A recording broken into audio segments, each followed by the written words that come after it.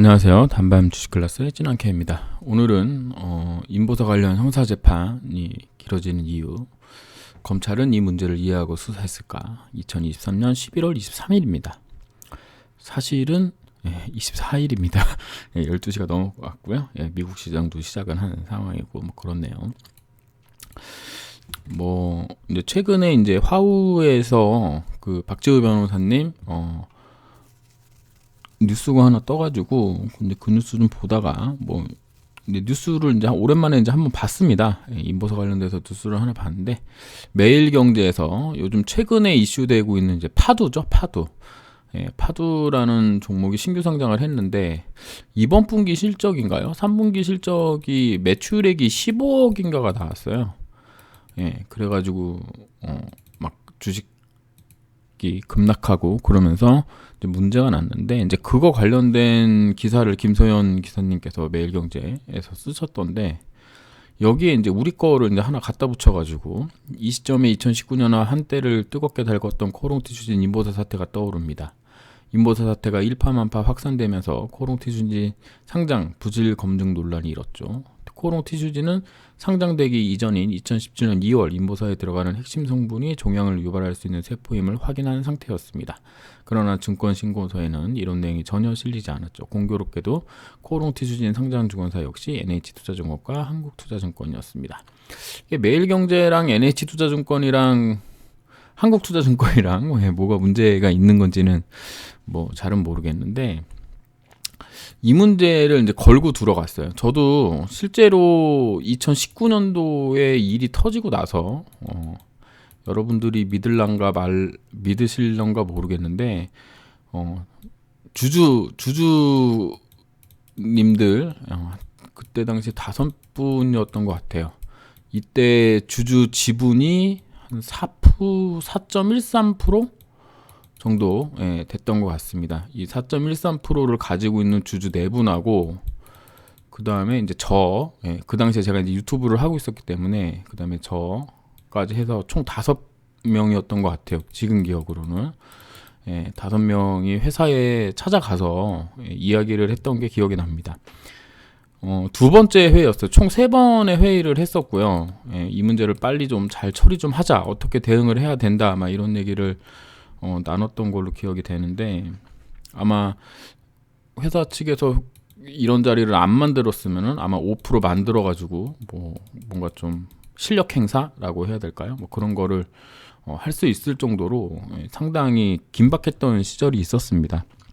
2019년도 한 5월 정도 됐을까요? 그랬던 것 같아요. 잘 기억은 안 나지만. 근데 두 번째 회의를 하고 나서 회의가 끝나고 나서 이 이야기가 이제 뉴스에 나왔어요.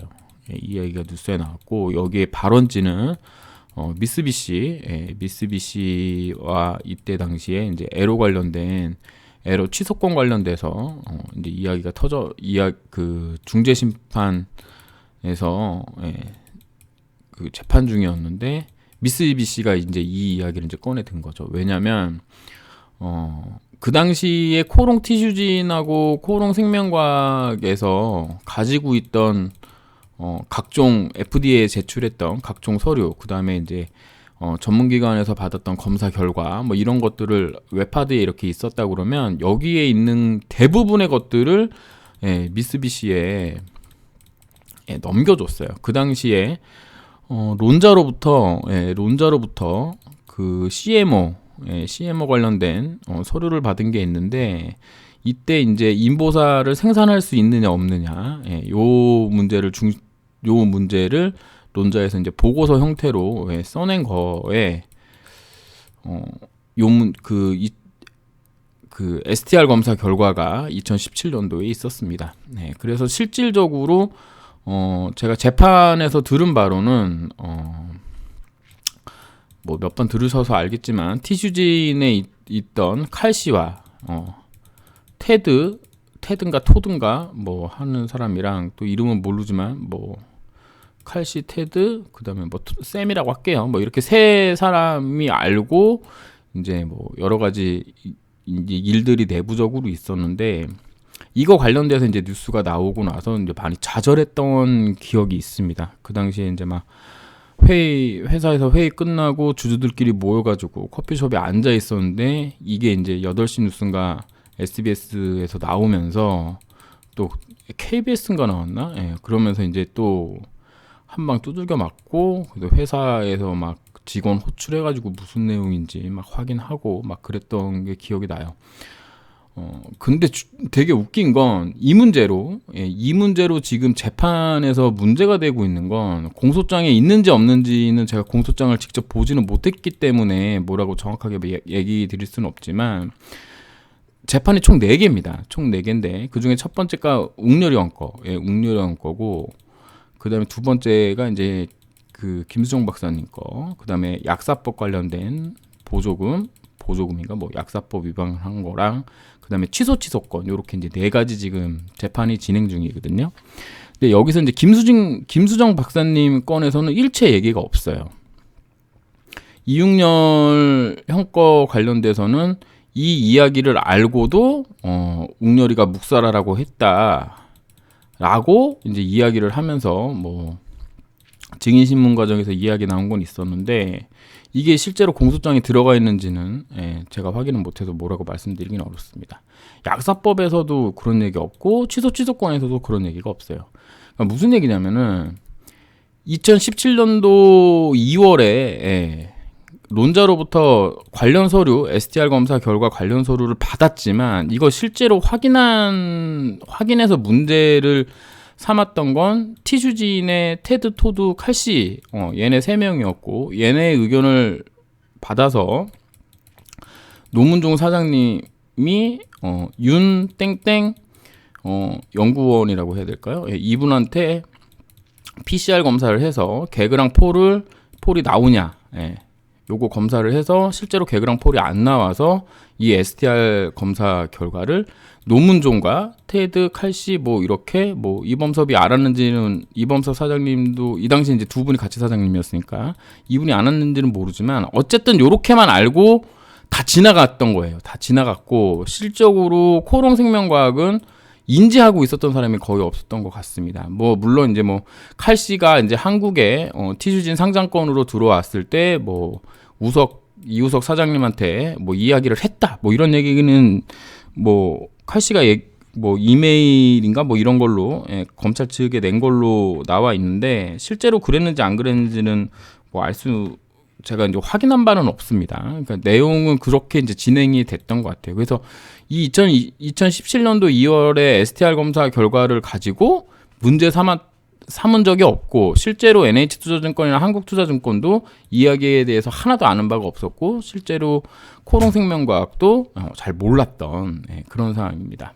그러니까 일이 이제 좀 안 좋게 되려니까 이렇게 된 건데 요거 관련돼서도 다 뭐라 그럴까 법정에서 결과 내린 게 있어요. 코롱 인보사 희망 살렸다. 국가연구비 환수 마감의 화우 이래가지고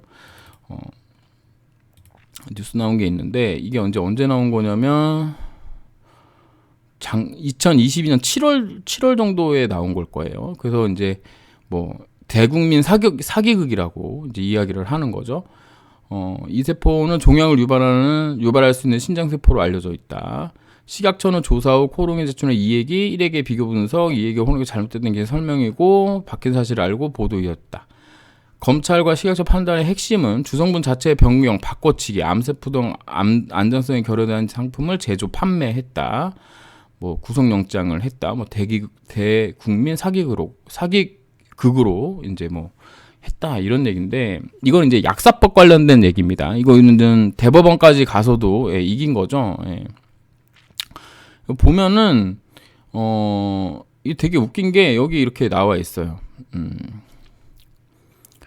재판부는 2019년 4월 품목 허가가 취소되는 등의 사태가 연구개발 평가에 부정적 영향을 줬다는 점을 부정하기 어렵다며 이액세포의 유래에 관한 착오는 인보사 초기 개발 당시 신장세포의 형질 변이를 발견하지 못한 데 기인한 것이라고 하고 이를 알면서도 정부 사업에 지원했다고 볼 수 없다고 판시를 했다. 그러니까는 회사는 몰랐다라고 재판부에서는 이제 인정을 해줬다라는 얘기입니다.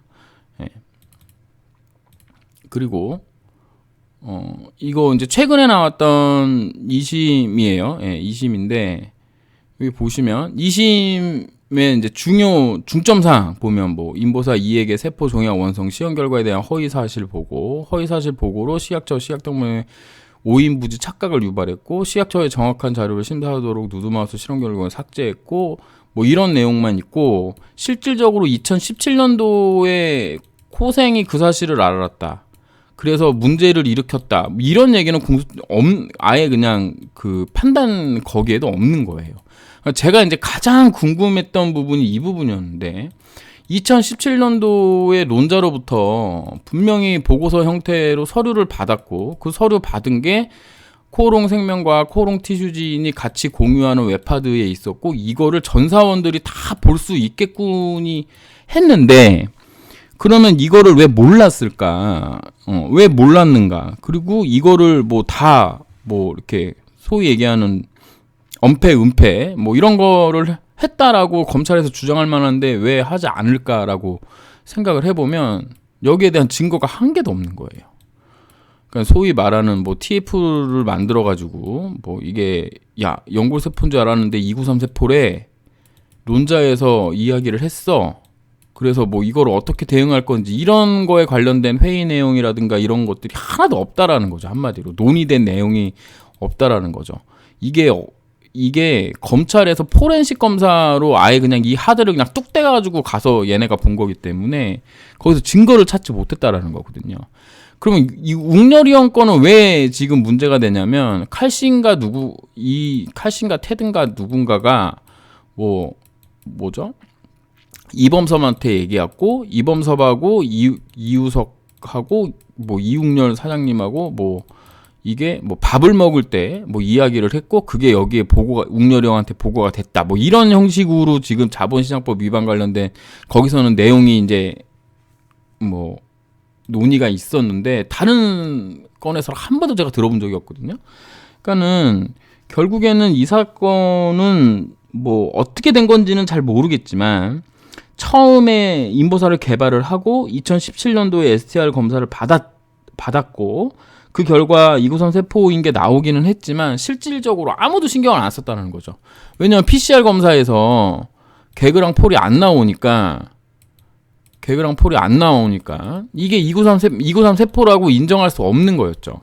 이거는 과학자의 마인드, 이공계의 마인드인 거고, 이거를 수사하는 문과생인 검찰이 봤을 때는 이게 서류로 왔는데 니네가 이거를 속이지 않은 다음에 이게 어떻게 되냐 이렇게 되는 거거든요. 근데 이게 개그랑 폴이 안 나왔던 부분을 좀 더 민감한 네스티 PCR 검사로 해보니 이제 나왔다라는 거죠. 예. 그러니까 이거를 과연 검찰이 이해를 할까? 예, 이런 생각을 좀 해봅니다. 그러면서 이제 화우의 박재호 변호사님, 박상혁 변호사님, 이지성 변호사님에 대한 이제 뉴스가 이제 엊그저께 나왔죠. 예, 요거 이제 좀 읽어보다가 좀 뉴스 검색을 좀 해본 건데, 예, 이렇게 세 분입니다. 예, 박재호 변호사님은 2019년도, 2020년도에 2020년 2월인가 그때쯤에 뵀던 것 같아요. 21년 2월인가? 와, 그리고 그러니까 되게 오래됐네요. 그것도. 예, 그때 아직도 기억나는데 그 행정법원이 있습니다. 그 행정법원에 현관에 모여가지고 주주들 몇 명 모여 있었는데 박재호 여기 우리 변호사님이라 그래가지고 막 부탁드리고 막 잘 좀 해달라고 도와달라고 막 그리고 막 그랬던 게 기억이 납니다. 그 당시에. 지금 이제 얼굴 많이 와서 이제 얼굴 뵈면 이제 서로 인사 정도는 할 수 있는 그런 사이가 됐는데. 예, 우리 처음부터 계셨던 분이에요. 예, 처음부터 계셨던 분이고, 우리 이지성 변호사님은 제 느낌으로는 최근에 본 것 같아요. 최근이라고 해도 벌써 1년 가까이 된 것 같기는 한데, 예, 어쨌든 이 세 분이, 예, 여기 이제 이 두 분하고 그 다음에 이제 그 당시에 왔던 신입 변호사님들이 와가지고 막 그 그러니까 노트 필기가 아니라 이제 그 노트북 열어놓고 엄청나게 이제 막 판사님 말씀하시는 거 하나도 안 놓치고 막 적느라고 정신없었던 게 기억이 납니다. 예, 그랬었는데, 여기 보시면 이제 우리 변호사님께서 공소 사실이나 사건 기록 어디에도 인보사의 정체성에 대한 대한 문제를 범주에서 분석하거나 설명한 것을 찾아볼 수 없었다. 인보사가 왜 문제가 됐는지, 어떻게 수사가 시작됐고 기소가 됐는지를 가장 효과적으로 전달하기 위해 파워포인트를 만들어 설명했다. 여러분들이 뭐 직접 가서 보신 분들은 몇 분 안 계실 텐데 수백 장에 이르는 PPT 내용이 담겨 있습니다. 예, 그거를 아마 다 연습을 하셨다는 것 같아요. 예, 정말 저는 PT 들어보면서 느꼈던 건 뭐냐면, 와, 진짜 기억력 장난 아니시다. 그 날짜 이거 전부 외우시고, 이게 왜 날짜가 왜 중요하냐면 연대순으로 이걸 계속 설명을 해야 되는 부분이기 때문에 언제 뭐 했고 언제 뭐 했고 언제 뭐 했고 이게 엄청 중요하거든요. 근데 이거를 진짜 빠삭하게 다 알고 계시고 관련 내용에 대해서 진짜 엄청난 이해도를 가지고 계시거든요, 박주희 변호사님이. 근데 여기 이제 그 일련의 과정들이 여기 이제 간략하게 소개가 돼서 보는 건데, PPT는 인보사 이액이 암이 될 가능성이 없다는 점에 집중했고, 이액은 염증을 억제하는 TGF-베타1 유전자 도입 바이러스 벡터, 지금껏 존재하지 않는 새로운 세포다. 재판 과정에서 새로운 세포인 이액을 개발하는 과정에서 방사선 조사를 마쳤다는 정도 강조했고, 분열이란 증식뿐만 아니라 암이 될 가능성도 원천 차단했다. 안전성에도 문제가 없다는 얘기를 했고, 재판을 받게 된 임원들도 이액 성분을 제대로 알지 못해 착오가 있었던 점을 호소한 것이 무죄 판결의 바탕이 됐다. 요거의 이제 내용이 요번에 그 2심 김수정 박사님 2심 관련된 내용입니다. 요거는 제가 영상에서도 말씀드렸지만 지금 대법원에 가 있는 상황입니다. 뭐 더 어떻게 진행됐는지는 아직은 확인을 안 해봤고요. 어쨌든 지금 대법원까지 갔고, 기소 내용을 따져보면 이액 성분에 대해서는 피고인들의 착오가 있었다는 점과, 이거는 이제 우리도 인정하는 거예요. 왜냐하면 2017년도에 관련 문서가 왔었는데 이제 꼼꼼하게 확인을 뭐 안 했다라는 점이 있는 거죠. 물론 뭐 티슈 측에서 이제 노문정 박사님이 뭐 검사하고 이런 부분 차치하더라도 코오롱 생명과학도 어쨌든 같은 문서를 받기는 받았는데 그 부분에 대해서 이제 정확하게 파악하지 않았던 거. 하지만 인보사에는 안정성이 문제가 없다. 방사선 조사 후 인보사 이액이 아니라 형질 전환 세포 원성이 있는지 다퉜던 것이라서 이 부분을 분명히 전달하려고 했다라고 이제 말씀하셨는데, 제가 이제 주목했던 부분은 이겁니다. 공소 사실이나 사건 기록 어디에도 인보사의 정체성에 대한 문제를 범주화해서 분석하거나 설명한 것을 찾아볼 수 없었다. 인보사가 왜 문제가 됐는지, 어떻게 수사가 시작됐고 기소가 됐는지를 가장 효과적으로 전달하기 위해 PPT를 만들어 설명했다. 이게 지금 와서 생각해보면 이런 생각이 드는 거예요. 처음에 식약처에서 과학적으로 봤을 때 안전하다는 거를 얘네도 인정을 했고, 이거를 언론 보도를 최소 3번 정도를 통해서 인보사가 안전하다는 얘기를 했습니다. 인보사가 안전하다는 어떤 근거를 들 때 방사선 조사를 해서 세포 분열과 증식이 안 되기 때문에 안전하다라는 얘기를 식약처 스스로가 3번 정도는 제가 얘기한 걸로 기억을 하거든요. 근데 이제 문제가 됐던 건 2017년도에 논자 보고서가 있었다라는 거예요. 그러면은 이것 때문에 고발하고 수사 요청을 했던 것으로 제가 기억을 합니다. 그러면은 2017년도에 실제로 이 사건을 알고 여기에 관련된 내용들에 대해서 어떤 그 법에 어긋나는 어떤 증거가 나와줘야 되는데 이 부분이 안 나온 거예요. 제가 생각하기에는 검찰이 수사하는 과정에서 이 2017년도에 관련된 문제가 안 나온 거예요. 그래서 검찰이 결국 물고 늘어진 게 뭐냐면 CH와 그 다음에 누드마우스 결과랑 그 다음에 방사선 조사량, 그 다음에 염색체, 유전자 삽입 위치, 이걸로 물고 들어간 겁니다. 이걸로.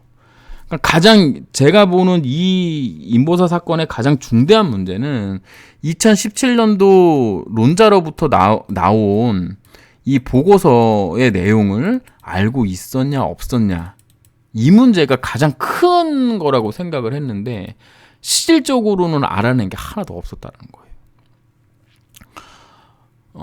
그리고 우리 이제 화우는 팀 내 소통을 강조를 하는데 내부에서 이견이 생기는 상황에서는 절대 그냥 넘어가는 일이 없고 뭐 1시간 넘게 난상 토론을 벌이고 있다.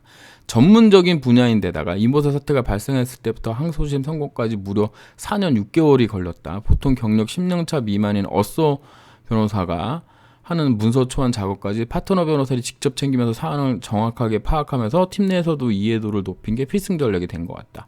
이게 엄청난 얘기라고 저는 생각합니다. 앞에 얘기했던 거와 마찬가지로 검찰이 수사를 하면서 이 부분에 대한 인보사의 정체성, 왜 문제가 되는지, 어떻게 왜 문제가 되는지에 대해서 검찰이 수사를 했는데 이 검찰이 제대로 이해하고 했을까요?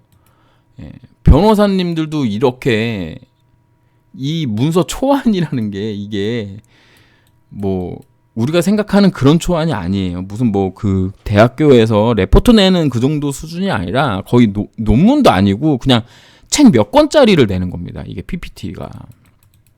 이거 초안 작업까지 변호사님들이 직접 나서서 하신 거면은 이 부분이 그 인보사 이 사태가 이 인보사 관련된 수사 혹은 변호사님의 논리 혹은 판사 이게 엄청나게 힘들다는 얘기였거든요.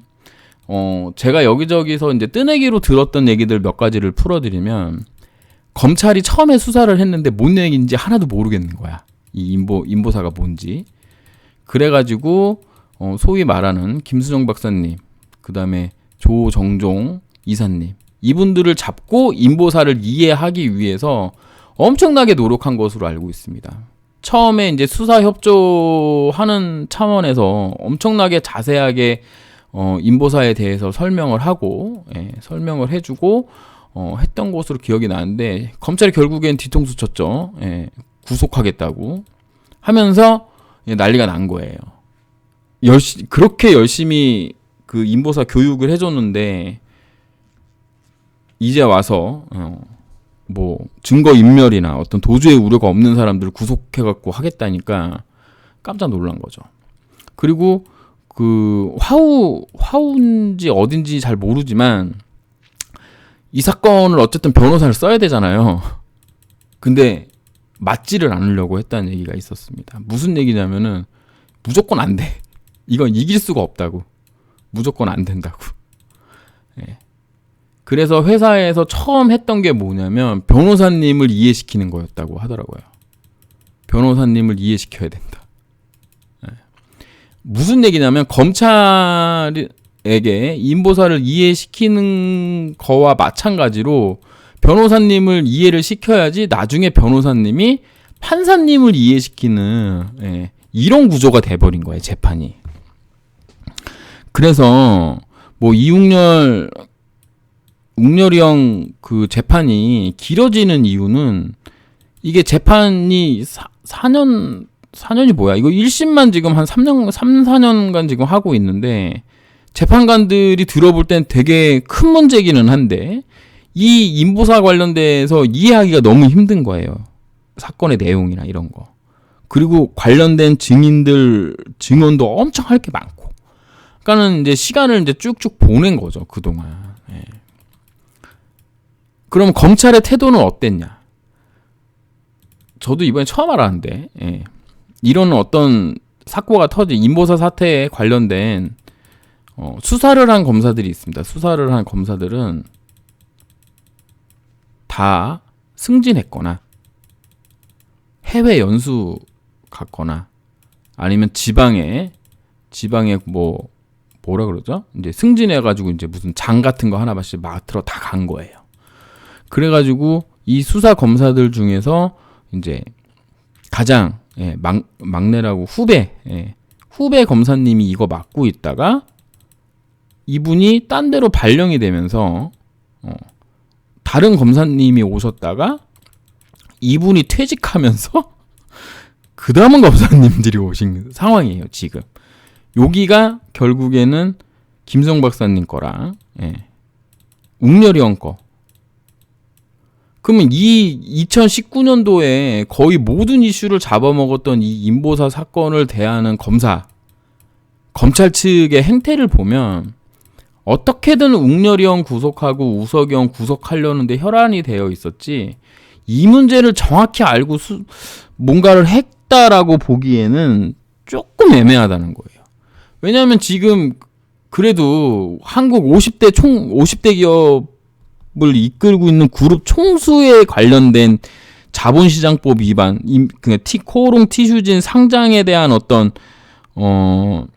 부정행위를 수사하는 건데 좀 중요한 거 아닌가요? 근데 지금 이런 식으로 진행이 됐다는 거예요. 검사님이 계속 바뀌어. 검사님이 바뀔 때마다, 그 다음에 여기에 판사님이 바뀔 때마다 프레젠테이션을 다시 해야 돼. 그렇거든요. 그래서 이게 엄청 길어지고 있는 겁니다. 그리고 이제 행정소송 관련돼서는 일단 약사법 관련된 거는 대법원까지 가서도 이겼잖아요. 근데 취소권은 아직도 한 달 반 기다려야 되죠, 지금. 한 달하고 한 20일 정도 기다려야 되는데, 이게 왜 이렇게 오래 되는 거냐면, 물론 뭐 직권 취소가 가능하다. 직권 취소가 가능한 부분은 저도 인정하는 부분인 거고, 이걸로만 만약에 밀어붙인다면 답이 없어요. 이길 수가 없는 상황입니다. 하지만 이 직권 취소, 그러니까는 여지까지 식약처와 함께 마중물 사업으로 했던 사업의 어떤 진행 상황에 부정이 있었느냐에 관련돼서는 조금 중요한 문제라고 생각하거든요. 여기에 부정, 뭐 엄폐, 은폐, 식약처 직원들에 대한 기망, 뭐 이런 게 있었다면은 이게 분명히 가능한 건데, 단지